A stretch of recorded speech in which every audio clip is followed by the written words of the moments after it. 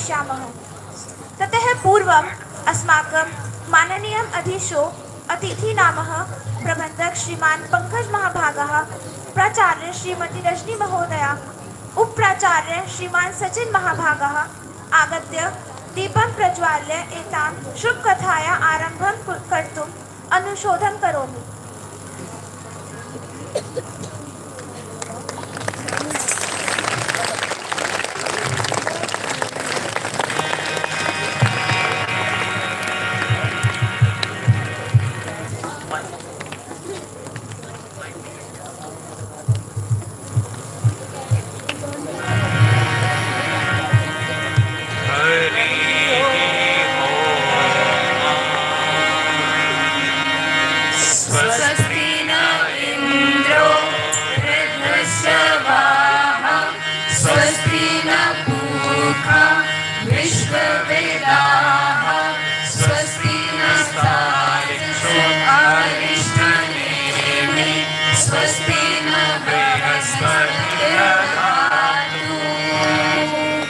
वक्रतुंड महाकाय सूर्यकोटि समप्रभ निर्विघ्नं कुरु मे देव सर्वकार्येषु सर्वदा। रामाय रामभद्राय रामचन्द्राय वेधसे रघुनाथाय नाथाय सीताय पतये नमः।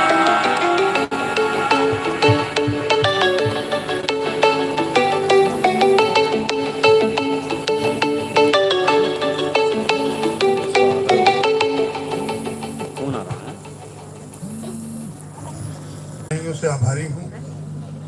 उसमें आयोजन में बच्चों के द्वारा जो किया जा रहा है, वास्तव में जो गंगा राम नाम की गंगा वो यहाँ बह रही है, वो शायद देखने को नहीं मिलती। प्यारे बच्चों, बहुत ही राम के चरित्र से बहुत कुछ सीखने की आवश्यकता है। आप लोग सीखें, पढ़ें। बहुत अच्छी मुझे अनुभव हो रहा है कि इंग्लिश मीडियम स्कूल में और एक हिंदू संस्कृति, सनातन संस्कृति को इस तरह से सिखाया जा रहा है। वेरी मतलब मैं बहुत ही अपने मन से, हृदय से बहुत प्रफुल्लित हूँ, क्योंकि मैं आप लोगों को बताना चाहूँ, गुरु ग्रंथ साहब में 2600 बार राम का नाम का उच्चारण हुआ है। जितने हमारे गुरु हैं, सबने राम की पूजा की है। और एक श्लोक भी मुझे याद है राम नाम की महिमा का, राम नाम उर्मे गयो ताके सम नहीं खोए, जा सिमरत संकट कटे दर्श तिहारो होए। यानी कि राम नाम है।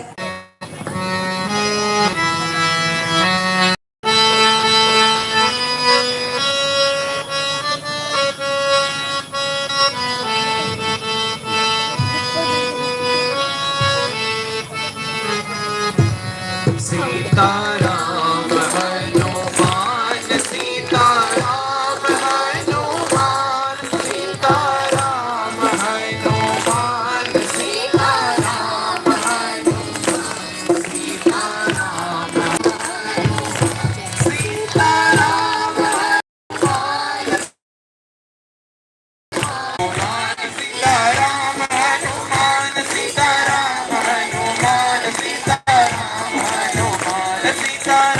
हनुमान सीताराम सीताराम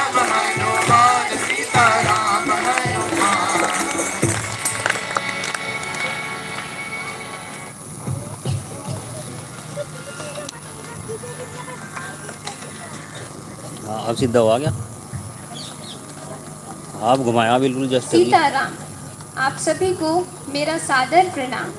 आइए आज की मंगलमय कथा में प्रवेश करते हैं। इसी वजह से आंधी, जिस प्रकार कल हमने देखो अपने मोबाइल में, अपने नेट देखा से, कि श्री भरद्वाज जी मतलब ने मोबाइल में याज्ञवल्क्य जी से प्रश्न किया कि हे प्रभु, ये राम कौन है? मेरा मोबाइल नहीं पता ठीक लग रहा, ये उसी वाला जिसमें प्रकार मैं काम कर रहा, आज ये वाईफाई से कनेक्ट हो रहा है वैसे, तो अपने मोबाइल में ये देखो, ये चल रही नहीं चल रही करते हैं कि हे प्रभु, ठीक है। ये रावण कौन है? ये पूर्व जन्म में कौन था? तभी याज्ञवल्क्य जी कहते हैं,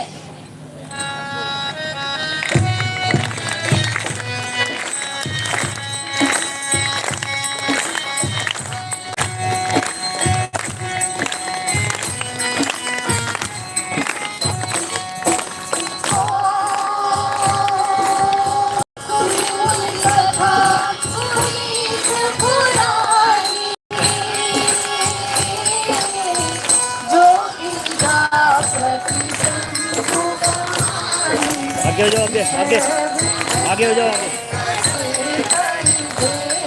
आगे हो जाओ। बस तुम पीछे।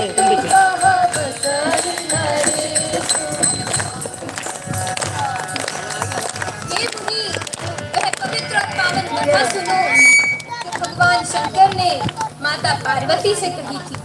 वो कथा कुछ इस प्रकार है। इस संसार में प्रसिद्ध एक कैकई नामक देश है। वहाँ सत्यकेतु नामक एक राजा रहते थे। आइए जानते हैं सत्यकेतु कैसे राजा थे।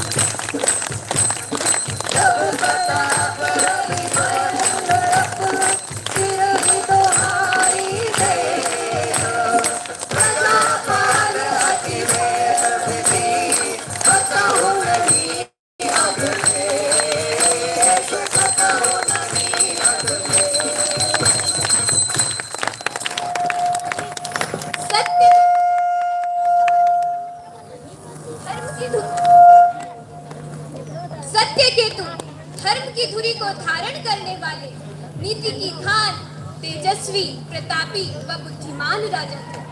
उनके 2 वीर पुत्र हुए। ज्येष्ठ पुत्र का नाम प्रताप भानु व छोटे पुत्र का नाम अरिमर्दन रखा गया। प्रताप भानु को कैकई देश का उत्तराधिकारी बनाया गया। अरिमर्दन भी बड़े ही वीर पुरुष थे। उनकी भुजाओं में अपार बल था। वे युद्ध में पर्वत के समान अटल रहते थे। इन दोनों ही भाइयों में अत्यंत प्रेम था। दोनों में कोई दोष नहीं था। दोनों ही बड़े प्रेम भाव से साथ में रहते थे। ऐसे ही समय बीतता गया और दोनों ही पुत्र युवावस्था को प्राप्त हो गए। इसी समय को सही समय जानकर राजा सत्यकेतु ने अपना राज्य अपने ज्येष्ठ पुत्र प्रताप भानु को सौंप दिया। और तो विश्व भर में उनकी चर्चा होने लगी। उनकी प्रजा में कोई पाप का एक लेश भी नहीं रह गया था। वे अपनी प्रजा का पालन पोषण ठीक उसी प्रकार कर रहे थे जिस प्रकार एक पिता अपनी संतान का पालन पोषण करता है। और ऐसा हो भी क्यों ना, उनके सचिव जो इतने निपुण थे। आइए जानते हैं राजा प्रताप भानु के सचिव कौन थे।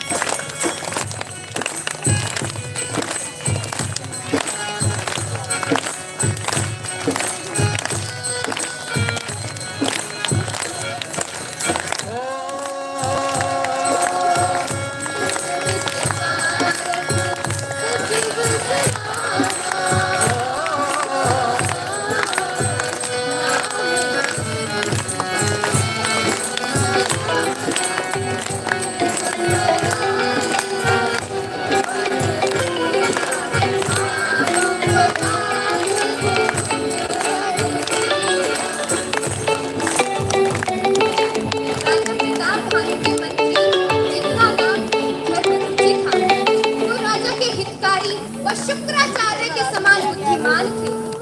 इसी प्रकार बुद्धिमान मंत्री व वीर भ्राता के साथ राजा प्रताप भानु भी स्वयं रणधीर राजा बने। जब राजा प्रताप भानु अपने देश के राजा बने तो कैकेयी देश की भूमि कामधेनु के समान हो गई। प्रजा में कोई दुख नहीं था। राजा जो भी कार्य करते थे वो अपने आराध्य अपने ईश्वर के चरणों में समर्पित करते थे। अब राजा प्रताप भानु एक दिन शिकार पर गए। उनके साथ उनके सभी सचिव व सैनिक जन भी साथ गए। राजा शिकार करते हुए मार्ग में देखते हैं कि एक बरहा मार्ग से गुजर रहा है। तभी उन्होंने उस बरहा का शिकार करना चाहा और अपना बाण लेकर उस बरहा के पीछे अपने अश्व को दौड़ाते रहे। राजा प्रताप भानु उस बरहा के पीछे इस चाह से भाग रहे थे कि उन्होंने इतना भी ध्यान नहीं दिया कि उनके सारे सचिव जन व सैनिक जन भी पीछे छूट गए। दिन अस्त हो गया, परंतु राजा प्रताप भानु ने शिकार करना नहीं छोड़ा। वो अपने अश्व को उस बरहा के पीछे दौड़ाते ही रहे।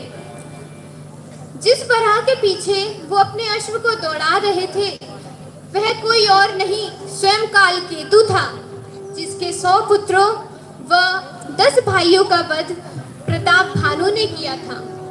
इसी कारण वह बरहा राजा प्रताप भानु को अपना शत्रु समझता था। अब दिन अस्त हो गया, परंतु राजा प्रताप भानु ने उस बरहा का शिकार करना नहीं छोड़ा। अब राजा ने देखा कि वह बरहा एक क्रीक गंगा में प्रवेश कर जाता है। क्रीक गंगा अर्थात नाली में प्रवेश कर गया। अब वह बरहा क्योंकि दूषित हो गया था, इसी कारण राजा प्रताप भानु ने उस बरहा का शिकार करना नहीं चाहा। राजा प्रताप भानु अब प्यास से त्रसित होने लगे और जल ढूंढते हुए वन में इधर उधर घूमने लगे। जल ढूंढते हुए राजा प्रताप भानु एक आश्रम तक जा पहुंचे। उस आश्रम में एक राजा कपटी मुनि का वेश धारण कर बैठा था। वह राजा और कोई नहीं एक तनु था जिसे राजा प्रताप भानु ने युद्ध में हराया था। युद्ध में हारने के कारण उस राजा के मन में इतनी ग्लानि थी कि वह रणभूमि से ही सीधा वन की ओर प्रस्थान कर गया और अपने घर लौट कर नहीं गया। उस वन में वह तपस्वी का वेश धारण कर बैठ गया। अब राजा प्रताप भानु आश्रम में प्रस्थान करते हैं और उस कपटी मुनि से प्रश्न करते हैं, हे मुनि, मैं प्यास से अत्यंत व्याकुल हूँ, क्या मुझे जल मिलेगा? तभी कपटी मुनि उत्तर देते हैं कि आश्रम के पास में ही एक सरोवर है, तुम जाओ और वहां जाकर जल पी लो। राजा प्रताप भानु अपने अश्व को लेकर उस सरोवर की ओर चलते हैं, स्वयं जल ग्रहण करते हैं, अश्व को भी जल ग्रहण करवाते हैं व स्नान कर आश्रम की ओर वापस लौट आते हैं। वैसे तो कपटी मुनि उस राजा को पहले ही पहचान चुके थे, लेकिन फिर भी वो राजा प्रताप भानु को आसन देते हुए कहते हैं, अपना आसन ग्रहण करो। फिर मुनि राजा प्रताप भानु से पूछते हैं, हे राजन, आप मुझे एक चक्रवर्ती प्रतीत होते हैं, परंतु फिर भी आप इस वन में अकेले क्यों घूम रहे हैं? राजा प्रताप भानु उत्तर देते हुए कहते हैं, इस बार राजा प्रताप भानु ने अपने जीवन में प्रथम बार असत्य कहा था और उत्तर देते हुए कहते हैं, हे मुनि, आपने राजा प्रताप भानु का नाम तो सुना ही होगा। बस मैं उन्हीं का सचिव हूँ। महाराज के साथ शिकार पर आया था, परंतु मार्ग भटक गया। वो कहता है कि हे मुनि, यह अच्छा ही हुआ मैं मार्ग भटक गया, वरना मुझे आप जैसे महामुनि का दर्शन करने का मौका कहाँ ही मिलता। इसी पर गोस्वामी तुलसीदास जी ने बहुत सुंदर लिखा है।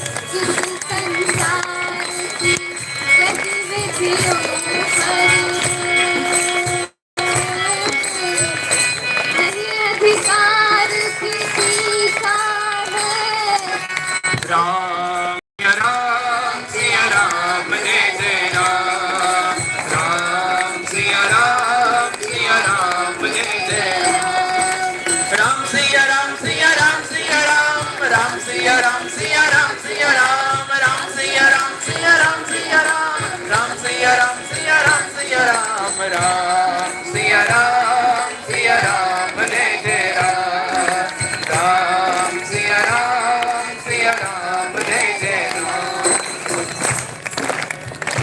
इस संसार की गतिविधियों पर नहीं अधिकार किसी का है, जिसको हम परमात्मा कहते ये सब खेल उसी का है, ये सब खेल उसी का है। अब राजा प्रताप भानु कपटी मुनि से उनका नाम पूछते हैं। तभी कपटी मुनि उन्हें कहते हैं कि मेरा नाम भिखारी है।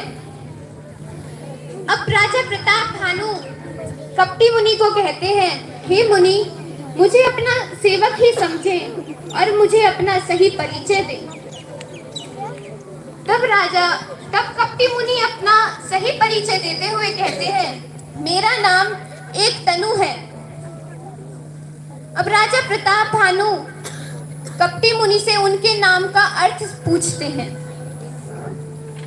तभी कपटी मुनि कहते हैं, मेरा जन्म तब हुआ था जब इस आदि सृष्टि का प्रारंभ हुआ था, अर्थात इस संसार का प्रारंभ हुआ था। उसके पश्चात इस संसार में कितने ही प्रलय आए, परंतु मेरी मृत्यु नहीं हुई। मैंने कभी भी दूसरा तन धारण नहीं किया। इसी कारण मेरा नाम एक तनु है, अर्थात एक तन को धारण करने वाला।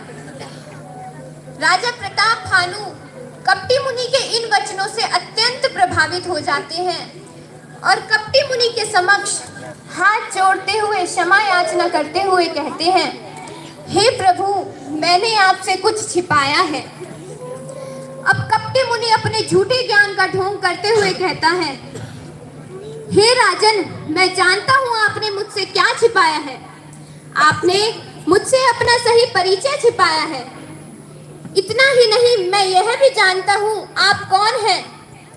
आप कैकई देश के राजा सत्यकेतु के पुत्र प्रताप भानु हैं। अब वही कपटी मुनि बड़े विनम्रता पूर्वक कहते हैं, हे राजन, मैं आपके सत्य बोलने के कारण आपसे अत्यंत प्रसन्न हूँ। आप मांगिए, आप क्या मांगना चाहते हैं, मैं आपकी इच्छा अवश्य ही पूर्ण करूंगा। तभी राजा प्रताप भानु कहते हैं, हे मुनि, ऐसे तो मेरी कोई कामना नहीं है, परंतु अब आप पूछ ही रहे हैं तो मैं कहता हूँ कि मैं सदैव अमर रहूं। ये पूरी सृष्टि मेरा वंदन करे। कपटी मुनि कहते हैं, मैं आपकी यह इच्छा पूर्ण करता हूँ। आप सदैव अमर रहेंगे। यह पूरी सृष्टि, पूरा विश्व आपके चरणों में वंदन करेगा, परंतु ब्राह्मणों को छोड़कर। अब राजा प्रताप भानु कपटी मुनि से पूछते हैं कि हे मुनि, मैं ऐसा क्या उपाय करूं जिससे ये सभी ब्राह्मण भी मेरा वंदन करने लगे। इस पूरी सृष्टि में कोई ना हो जिसके सामने मुझे झुकना पड़े। तभी मुनि कहते हैं, राजन, इसका तो केवल एक ही सरल उपाय है, जिसके लिए मुझे आपके राज्य में आना होगा।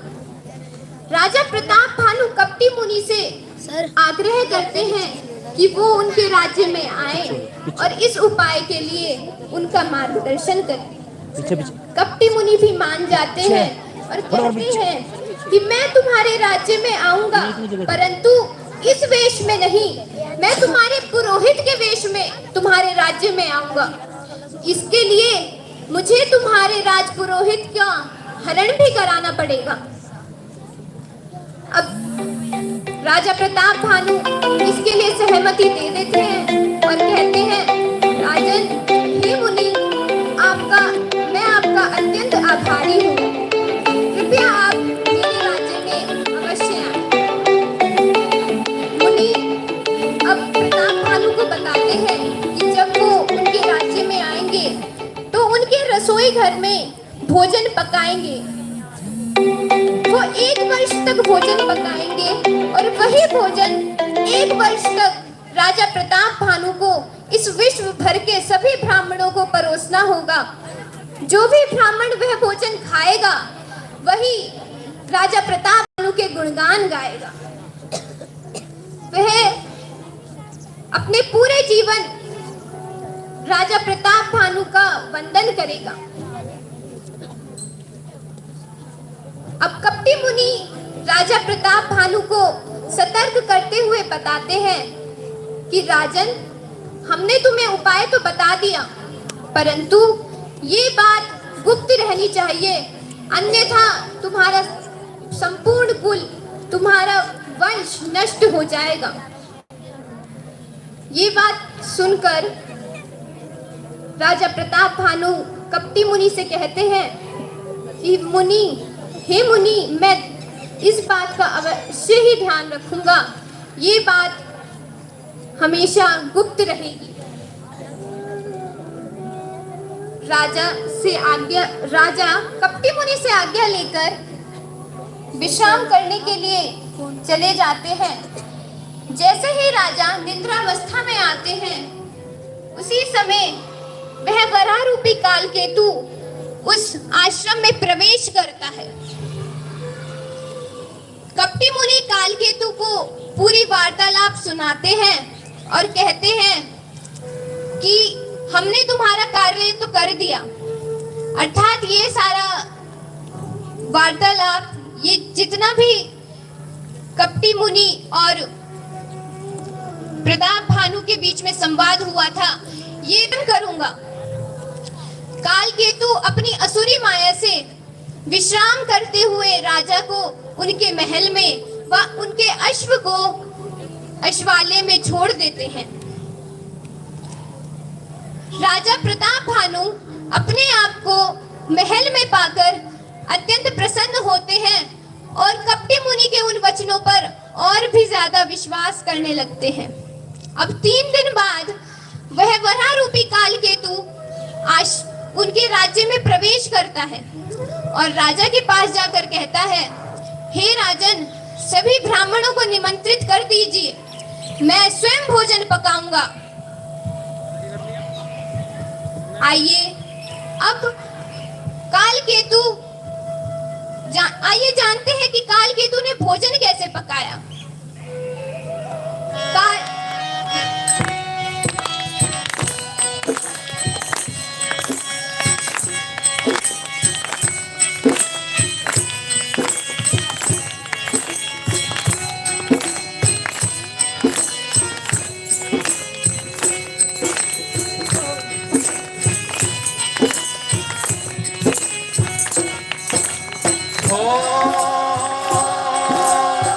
परोसन जब की लाग मही पाला,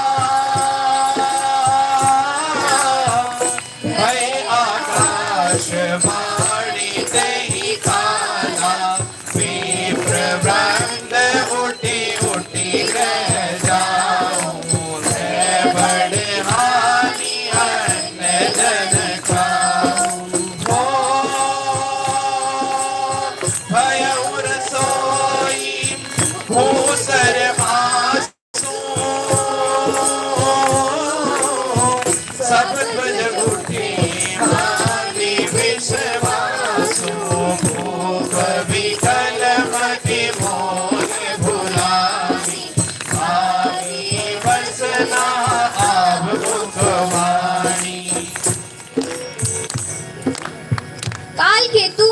असुर था, उसने सारा भोजन अपनी असुरी माया से बनाया था।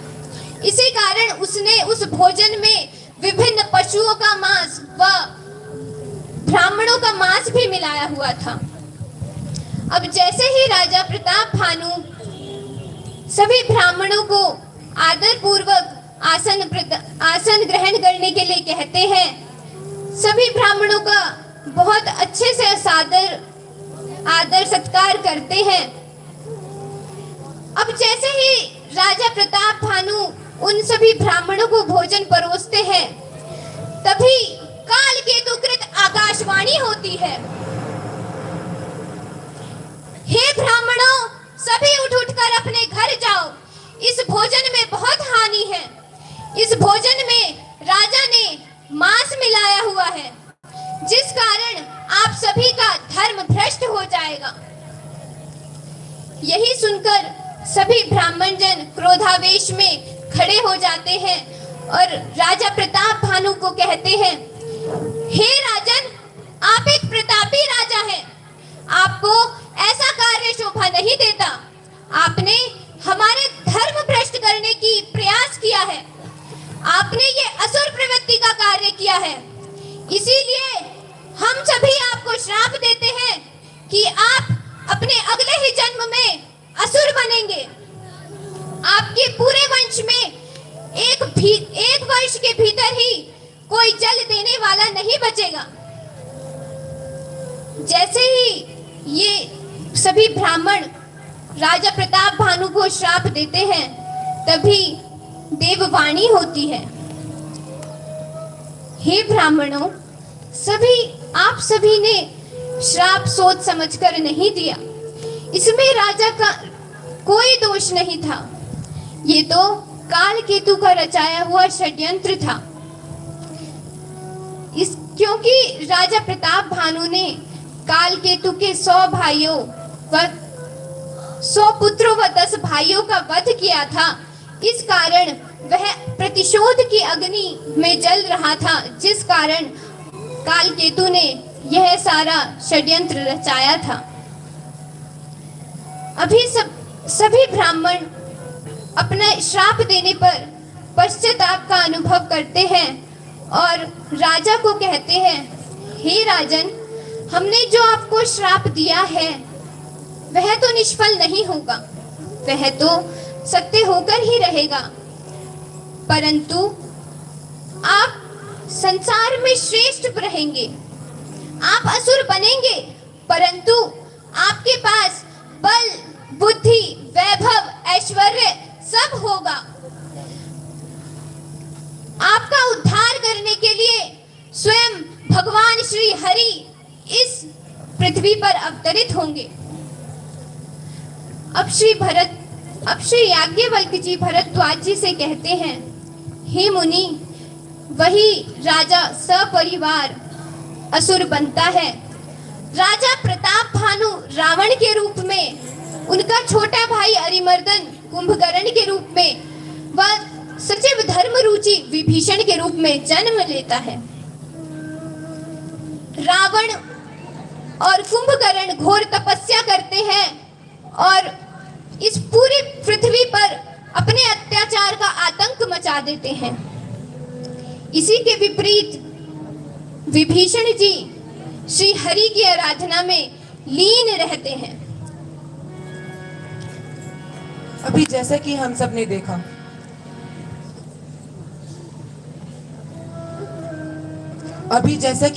देखा, कि रावण और उसका भाई कुंभकर्ण वे दोनों साथ में मिलकर धरती पर अत्याचार कर रहे थे। यह अत्याचार अत्यंत बढ़ जाता है, तभी धरती माँ इससे बहुत आहत हो जाती हैं और वे परेशान होकर गौ माता का रूप धारण कर लेती हैं और कहती हैं,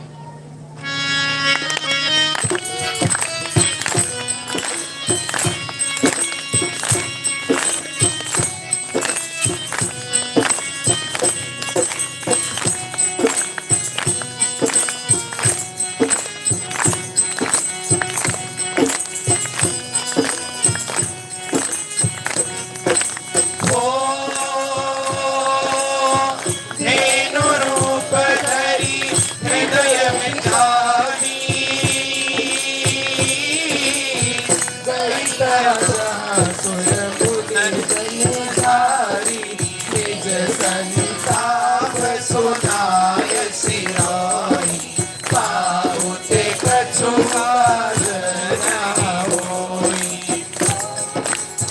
तभी धरती माता गौ माता का रूप धारण कर लेती है और आकाश में जाकर ब्रह्मा जी से प्रश्न करती हैं कि हे प्रभु मुझे बताइए, रावण और कुंभकर्ण ने मुझ पर अत्याचार का भार अधिक बढ़ा दिया है, अब मैं इस अत्याचार के भार को कैसे कम करूं?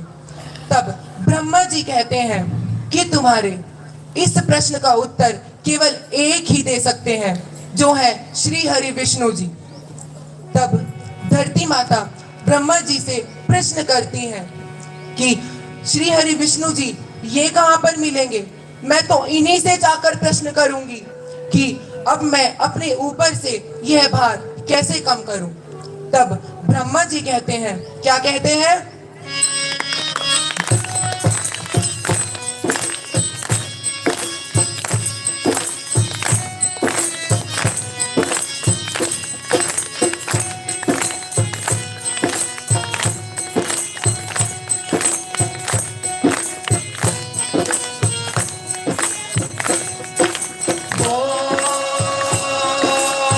हरि व्यापक सर पथ समाना प्रेमत प्रगट होई मैदाना देश काल दिसे विदसी उमारी कहो कहा जाए प्रभु नारी। तब ब्रह्मा जी धरती माता से कहते हैं, श्री हरि विष्णु जी वो तो धरती के कण कण में विभाजित है, तुम उनका स्मरण तो करो, वे तो स्वयं तुम्हारे सामने प्रकट हो जाएंगे। तब धरती माता उनकी बात मानकर अपने मन में स्मरण करती है और स्मरण मात्र से ही श्री हरि विष्णु जी आकाशवाणी के रूप में प्रकट होते हैं और आकाशवाणी से आवाज होती है, मंगल भवन अमंगल हारी द्रवहु सुदशरथ अजर बिहारी राम सिया राम जय जय राम राम सिया राम जय जय राम राम सिया राम राम सिया राम राम सिया राम राम सिया राम सिया राम राम सिया राम राम सिया राम राम सिया राम जय जय राम राम सिया राम जय जय राम। तब आकाशवाणी से श्री हरि विष्णु जी बोलते हैं कि मैं स्वयं अयोध्या में दशरथ जी के यहाँ पर जन्म लूंगा और उस रावण का वध करूंगा। आइए चलिए अब आप सभी को लेकर चलते हैं एक ऐसी नगरी की ओर जो सरयू नदी के किनारे पर स्थित है, जिसका नाम है अयोध्या। अयोध्या अर्थात जिसमें संपूर्ण काल में एक भी युद्ध ना हुआ हो और वहीं के एक यशस्वी व न्यायप्रिय शासक श्री दशरथ जी। दशरथ जी के यहाँ किसी भी चीज की कमी नहीं है, राज सुख है, कमी तो होने का कारण ही नहीं होता। उनकी तीन रानियां हैं, कौशल्या, सुमित्रा और कैकई। उनकी रानियों की केवल एक ही बहुत बड़ी चिंता है, जो है संतान ना होना। और इस विषय पर उनकी बात अपनी रानियों से आकर हमेशा रुक जाती है। इससे राजा दशरथ जी अत्यंत दुखी हो जाते हैं और बड़े सोच विचार करने के बाद वे मुनि वशिष्ठ जी से चर्चा करने का फैसला करते हैं। राजा दशरथ जी मुनि वशिष्ठ जी को अपने यहाँ पर आमंत्रित करते हैं। मुनि वशिष्ठ जी आते हैं और दशरथ जी उनको अपनी परेशानी बताते हैं। मुनि वशिष्ठ जी तुरंत ही उनकी परेशानी समझ जाते हैं और उपाय के तौर पर उन्हें बताते हैं कि हे दशरथ जी, आप पुत्रेष्टि यज्ञ रचाइए, अवश्य ही आपकी मनोकामना पूर्ण हो जाएगी। आज्ञा अनुसार दशरथ जी यज्ञ का आयोजन करवाते हैं। यज्ञ बड़ी धूमधाम से रचाया जाता है। यज्ञ के अंत होते ही स्वयं अग्नि देव जी यज्ञ कुंड में से प्रकट होते हैं। वे आशीर्वाद स्वरूप खीर राजा दशरथ जी को देते हुए बोलते हैं, हे दशरथ जी, आप यह खीर बराबर हिस्सों में बांटकर प्यार से अपनी तीनों रानियों को खिला दीजिए। अवश्य ही आपकी मनोकामना पूर्ण हो जाएगी। तब दशरथ जी उनकी बात मानकर वह खीर बराबर हिस्सों में बांटकर अपनी तीनों रानियों को खिला देते हैं और इसी के फलस्वरूप उनकी तीनों रानियां गर्भवती हो जाती हैं। अब धीरे धीरे 9 महीने गुजर गए। अब तो सुंदर पल आ गया। कैसा पल आया, आइए दोहे में दर्शन करें।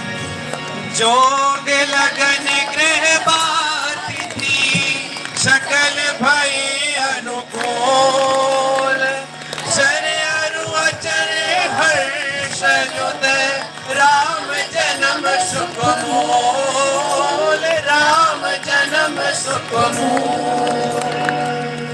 योग, लग्न, ग्रह, वार और तिथि सभी अनुकूल हो गए। जड़ और चेतन सब हर्ष से भर गए, क्योंकि श्री राम का जन्म सुख का पल है। इस पर गोस्वामी तुलसीदास जी ने गाया है।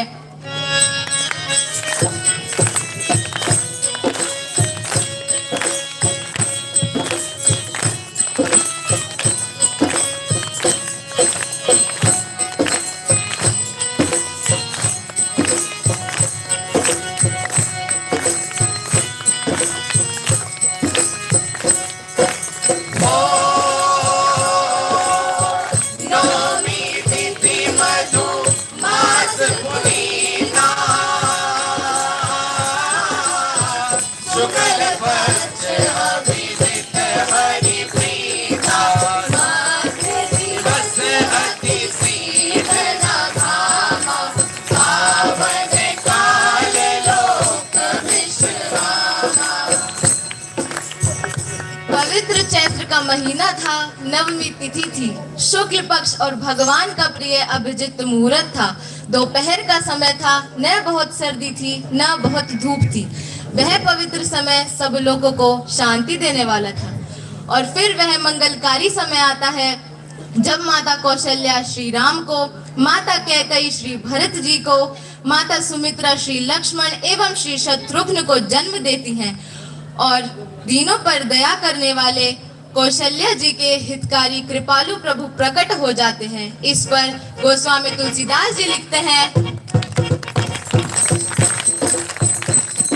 प्रकट कृपाला दीन दयाला कौशल्या हितकारी, हर्षित महतारी मुनि मनहारी, अद्भुत रूप विचारी, लोचन अभिरामा तनु घनश्यामा, निज आयुध बुधचारी, भूषण वनमाला नयन विशाला, शोभा सिंधु खरारी।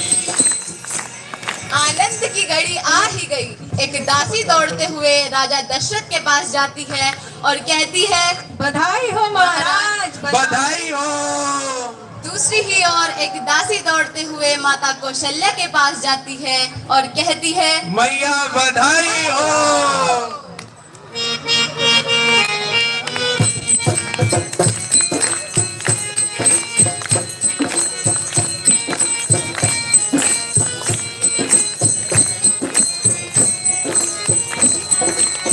लल्ला की सुन के मैं आई, कौशल्या मैया दे दो बधाई। लल्ला की सुन के मैं आई, कौशल्या मैया दे दो बधाई। दे दो बधाई मैया, दे दो बधाई, दे दो बधाई मैया, दे दो बधाई। लल्ला की सुन के मैं आई, कौशल्या मैया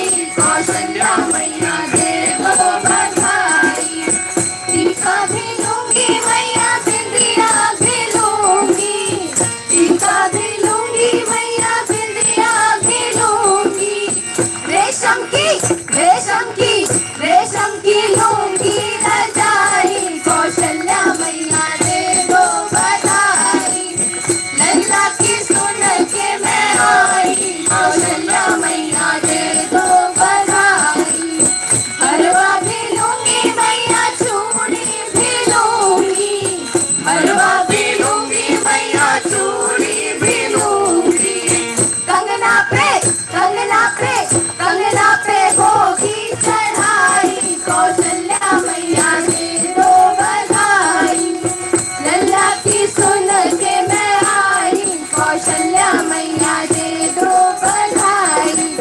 लल्ला की सुन के मैं आई, कौशल्या मैया दे दो बधाई।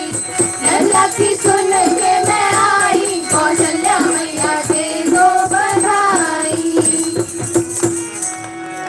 और इसी तरह हंसी खुशी से कई मास बीत गए और अयोध्या नगरी में खुशी का माहौल बना रहा। और फिर एक दिन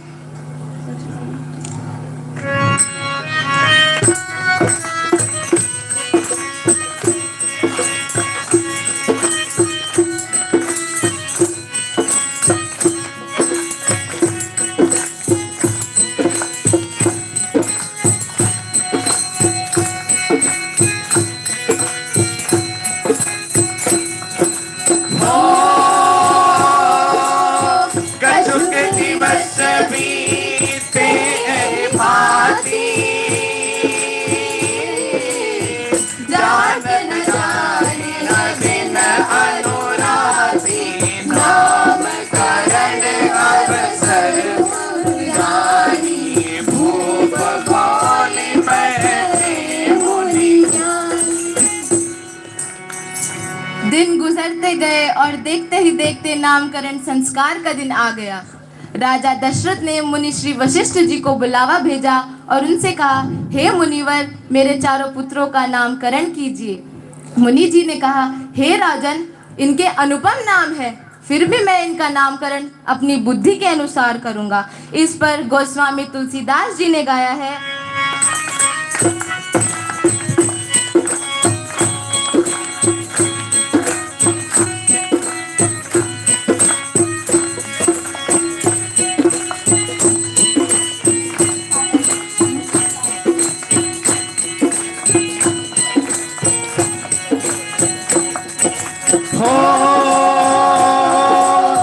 जो आनंद सिंधु सुख राशि, शिखर लोक सुखासी, जो सुख दावे राम हस नामा, अखिल लोक नायक विश्रामा। विश्व भरण पोषण कर जोई, ताकर नाम भरत हस होई, जा सुमिरन तेरी पूनासा, नाम शत्रुघ्न वेद प्रकाशा।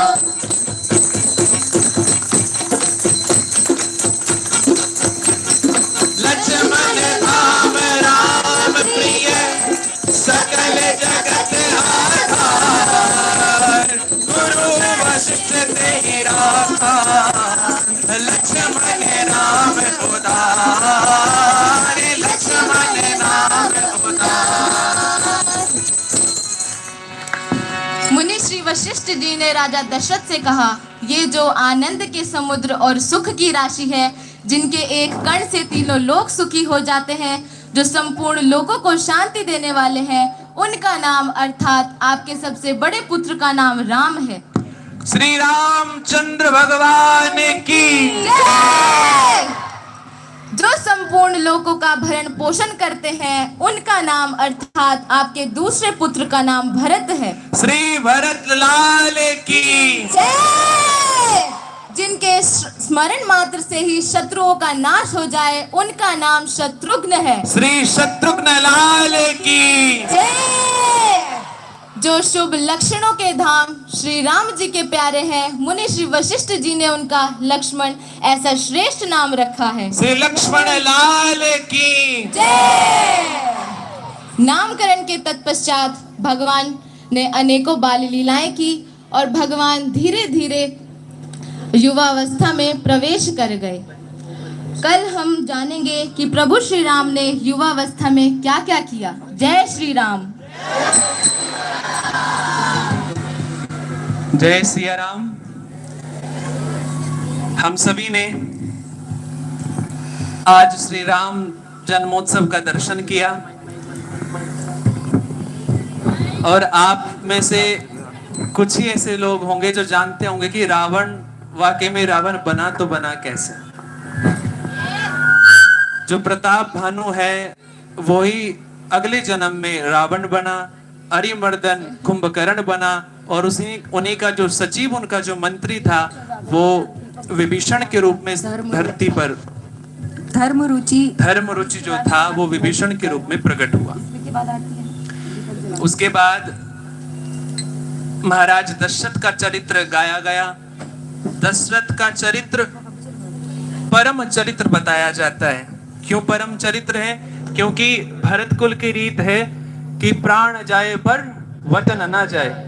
तो ऐसे सूरवीर और ऐसे महाप्रतापी और ऐसे निष्ठावान जिनका प्राण तो जा सकता है, लेकिन एक बार किसी को वचन दे दिया तो फिर वो वचन नहीं जाएगा। तो उनका चरित्र हम लोगों ने सुना।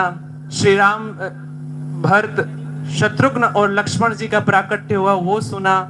राम जी का अर्थ क्या होता है? राम का अर्थ जो सबकी आत्माओं में रमण करे वो राम। भरत का मतलब जो संपूर्ण विश्व का भरण पोषण करे, उसका मतलब भरत, उनका नाम भरत। जो शत्रुओं का मान मर्दन करे या शत्रु जिनसे कंपायमान हो जाए, उनका नाम शत्रुघ्न। और जो प्राणों की रक्षा करे उनका नाम लक्ष्मण नाम से श्री गुरु वशिष्ठ जी ने अलंकृत किया। अयोध्या नाम चारों भाइयों के युद्ध के ऊपर ही है, लेकिन अयोध्या ऐसी नगरी है कि जिसमें एक बार भी कभी युद्ध नहीं हुआ, इसलिए उसका नाम अयोध्या पड़ा। आज तक कोई युद्ध नहीं, किसी का कोई वध नहीं किया, इसलिए उनका नाम अवध पड़ा। ये आज दिव्य सत्र हम लोगों ने धारण किया। इसकी निष्ठा से आप अपने जीवन में उतारे कि हम लोग अपने वचन को, अपने कर्तव्य को हमेशा पालन करें, चाहे हमें उसमें कितना ही परिश्रम करना पड़े। तो अब सत्र है हमारे प्रताप भानु, जिनको रावण के रूप में अगले जन्म में रावण बनाया गया, असुर हो गए। इतने प्रतापी राजा होने के बाद भी उन्हें जीवन एक असुर का मिला। पहले उन्होंने कभी भी अपने पूर्व जन्म में कभी भी झूठ नहीं बोला। केवल एक असत्य बोलने के कारण उन्हें असुर का रूप मिल गया। असुर के रूप में उन्होंने जन्म लिया। क्यों? पहले उनकी कोई इच्छा शक्ति नहीं थी, लेकिन जैसे ही उन्होंने कपटी मुनि के वेश में धारण एक तनु से इच्छा जाहिर की कि मैं इस सृष्टि में अमर हो जाऊं, पाने की लालसा में उन्होंने एक तनु से असत्य बोला। तो हम जब हमारी इच्छाएं प्रबल हो जाती हैं तो हम गलत राह पर चल देते हैं। जैसी संगत वैसी ही रंगत।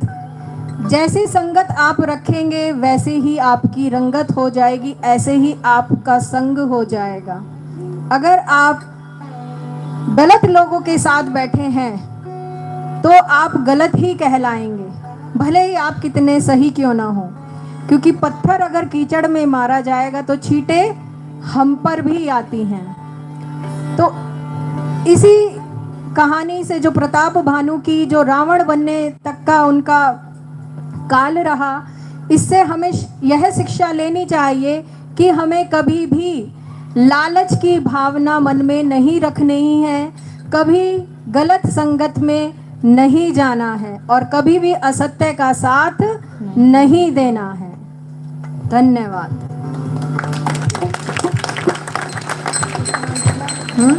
आज हम लोगों ने श्री राम जी के जन्मोत्सव का उत्सव मनाया। अब कल तक राम जी को बड़े होने दो, युवावस्था को प्राप्त होने दो, कल उनका विवाह उत्सव हम लोग मनाएंगे।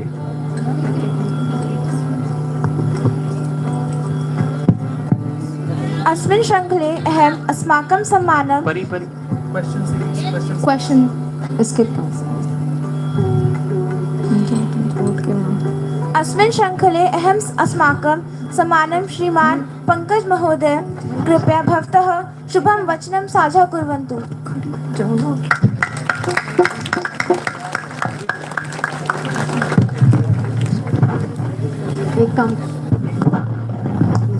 Thank you. अभी सचिन सर ने कहा संस्कृत में बताना है। तो मैंने कहा संस्कृत मुझे सीखनी पड़ेगी बच्चों से, है ना, बच्चों से ही बहुत कुछ सीखा जाता है। अभी बहुत अच्छी व्याख्या की है और मेरे मन में यही था जो अभी रुचि मैम ने और सर ने, अक्षय सर ने आप लोगों को बताया है। वैसे मेरी बात उन्होंने बता दी। भानु प्रताप इतना प्रतापी राजा होते हुए भी अगले जन्म में रावण बना। उसका केवल एक ही कारण रहा, और वो कारण क्या था कि उसके चारों तरफ जो बुराइयां थी, जिन्होंने उनको घेर लिया, वो उससे निकल नहीं पाए। किसी ने आपसे कहा कि आप जो है, हम आपको ये बात बताते हैं, किसी से चर्चा मत करना, अपने घर पे जाके इसको डिस्कस मत करना। इसका क्या मतलब है? यानी वो चीज ऐसी है जो आपके हित में नहीं है।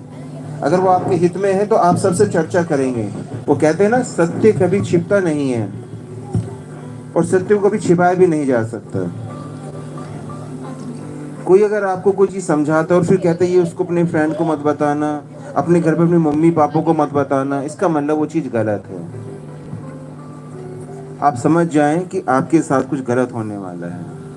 आपके पास कोई मैसेज आता है, आप किसी शेयर नहीं करते, आपके साथ कुछ गलत होता है, आप वो शेयर नहीं करते, तो उसका मतलब आप खुद अपने साथ गलत कर रहे हैं।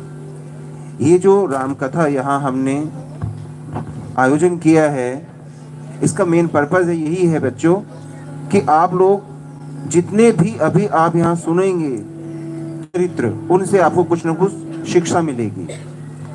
भानु प्रताप ने अपने जीवन में केवल एक इच्छा जताई जो सब कोई गलत नहीं थी, लेकिन उनको जो ये कहा गया कि ये चीजें कहीं चर्चा मत करना, अगर वो अपनी चर्चा आकर के करते तो उनके साथ इतने बुद्धिमान लोग थे, अगर वो कहीं गलत भी थे तो उनको सही कर सकते थे।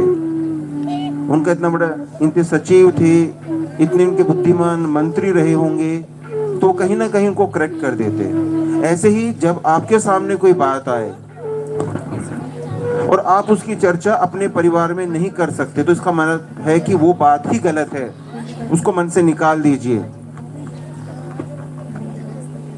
तो इस आज के इस प्रसंग से हमने यही सीखा है कि जो बात हम सार्वजनिक रूप से नहीं कह सकते, जिस चीज को हमारा समाज, हमारा परिवार एक्सेप्ट नहीं करेगा, वो गलत है, उसके चक्कर में ना पड़े। बाकी आप धीरे धीरे चीजों को समझेंगे, आप बड़े होते जा रहे हैं, बहुत सारी बुराइयां आपके आसपास रहेंगी, आपको उन चीजों कैसे बचना है, वो चीजें आप इन्हीं कहानियों से, इन्हीं दिव्य जो हमारे शास्त्र हैं, इनसे मिले सीखेंगे। चलिए अभी मैं अपनी वाणी को विराम देता हूँ और मैं आप लोगों से यही आशा करता हूँ कि आप लोग जो हमारे ध्येय है आपको ये राम कथा सुनाने का, उसको समझेंगे। तो आज की सीख यही है कि अपने आसपास जो चीज़ गलत है उसको आप समझें, इसको कभी भी एक्सेप्ट ना करें। आपने दूध देखा है, दूध में जब एक बूंद नींबू की गिर जाती है, एक ड्रॉप गिर जाती है, उसके बाद वो दूध दूध नहीं रहता। दूध बहुत पवित्र है, हम पूजा पाठ सब जगह यूज़ करते हैं। उसके बाद वो चाहे दही बने, वो उसके बाद पनीर बने, लोग उसकी कोई भी व्याख्या करें, लोग पनीर खा के बीमार पड़ जाते हैं, दूध पी के बीमार नहीं पड़ते, सबको पता है ना। तो आप अपना जो जीवन है जो दूध की तरह है, उसको दूध की तरह ही स्वच्छ और पवित्र रखें। पनीर नहीं बनना है, समझ गए? चलिए, थैंक यू।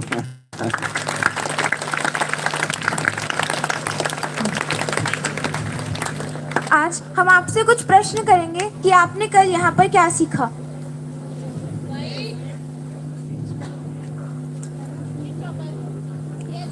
और यदि आप उसका सही उत्तर देंगे तो आपको पुरस्कार से भी सम्मानित किया जाएगा। तो बड़ी सावधानी से प्रश्न को सुने और उसका उत्तर आप दें। तो हमारा पहला प्रश्न है, रामायण कितने समय में लिखी गई थी?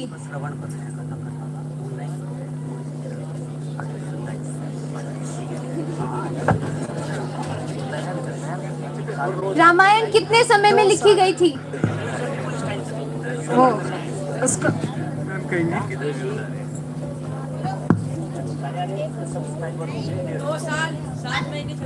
Very good. बच्चे आगे आओ। कम यशी प्रशांत पांचाल पाल प्रशांत पाल प्रशांत पाल जाइए। 2 साल 7 महीने 26 दिन। रामायण श्री रामचरित्र मानस गोस्वामी तुलसीदास जी ने 2 साल 7 महीने और 26 दिनों में पूर्ण की, लिखी उसे। पार्वती जी किसकी बेटी थी? जब लाइव चल रहा चेहरा सामने करके आया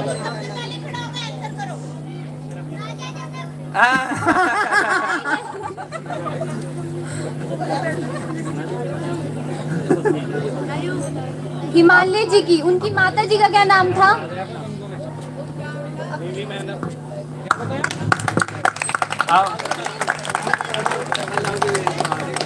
छोटे भैया को मिल गया किसके?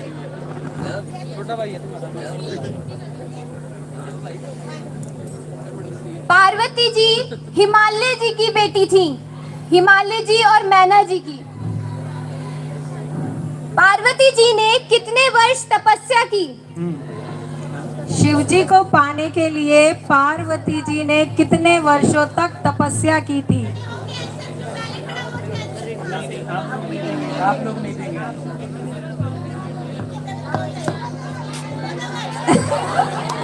87,000 वर्ष।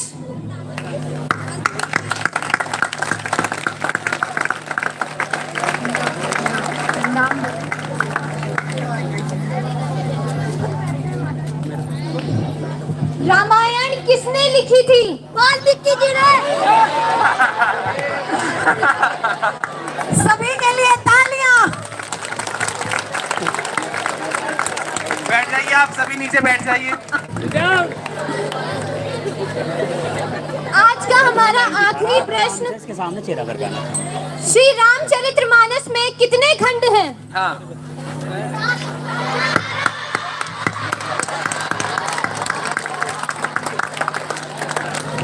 रामचरितमानस में 7 खंड हैं।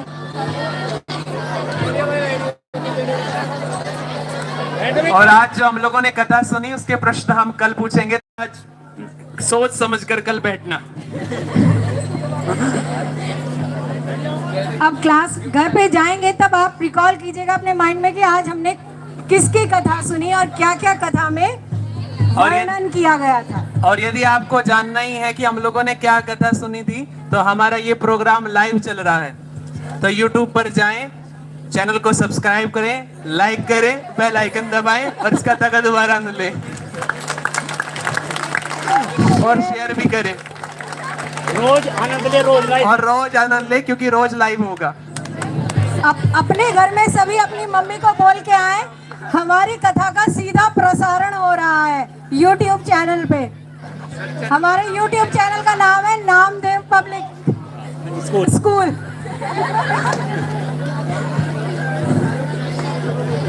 अधुना आरत्याः समय अस्ति, अतः अहं भवन्तं प्रार्थयामि यत् कृपया आरत्यस्य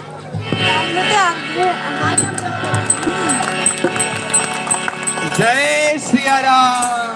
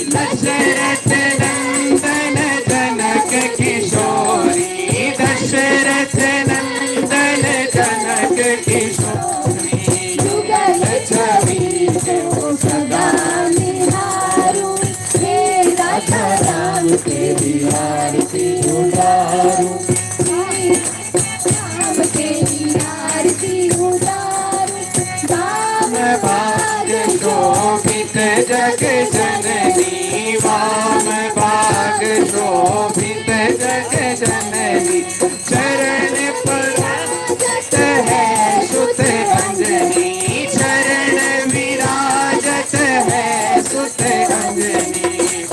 चरणों को सदा पखारूं, हे राजा राम तेरी आरती उतारूं, राजा राम तेरी आरती उतारूं। चरणों से निकली गंगा प्यारी, चरणों से निकली गंगा प्यारी, वंदन करती दुनिया सारी, वंदन करती दुनिया सारी। इन चरणों में सदा पखारूं, हे राजा राम तेरी आरती उतारूं, हे राम तेरी आरती उतारूं। आरती हनुमत के मन भावे, आरती हनुमत के मन भावे।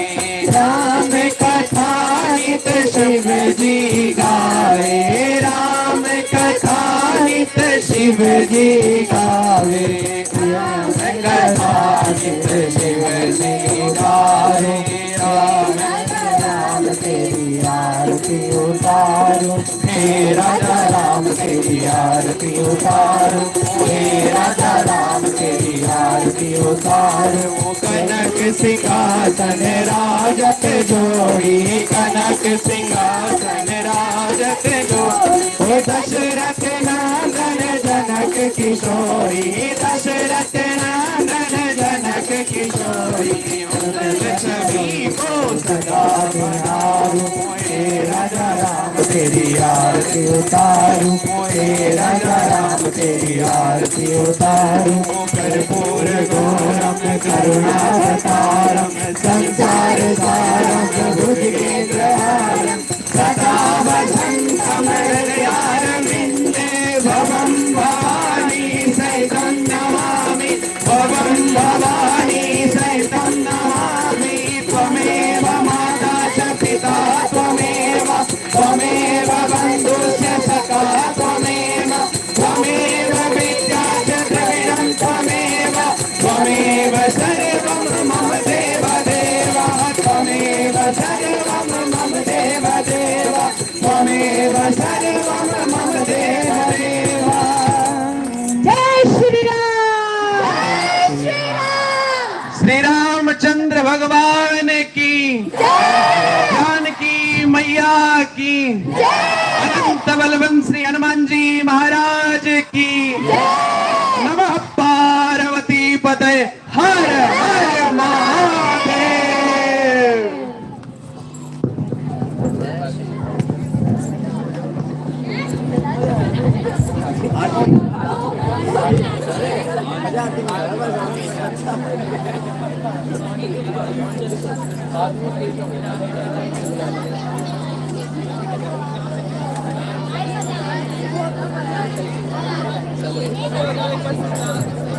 First of all, I request to all the class teacher reach in your respective class. We are sending your wards in your class. You have to reach first of all.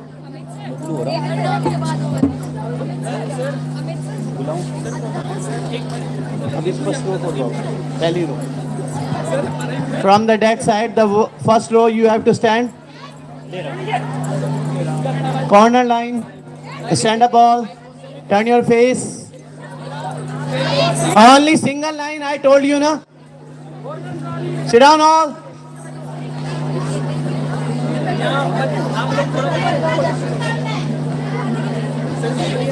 एक एक लाइन भेजिए ma'am. Yes, sit down all.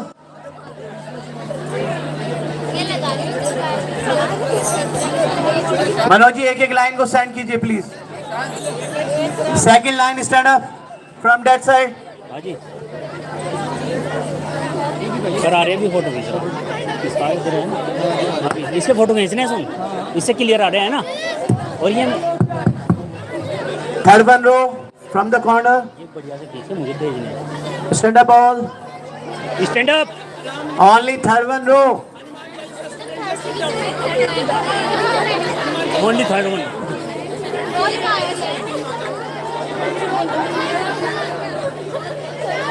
Fourth.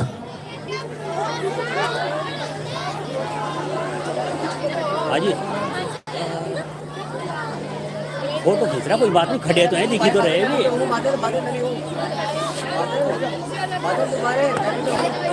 ठीक है, कराओ।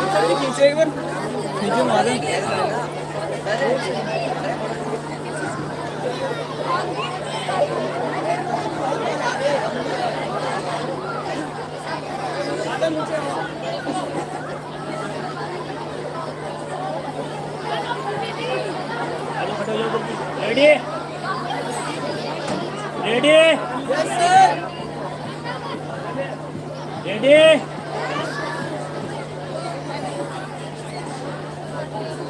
Sir बढ़िया चलो। ये बीच में जो बच्चे खड़े हैं नीचे बैठो, नीचे। Teacher will tell, then you have to stand. हो गया जी? हाँ।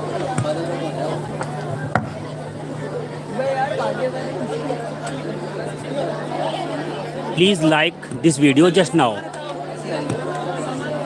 I request to all the persons, please like this video just now.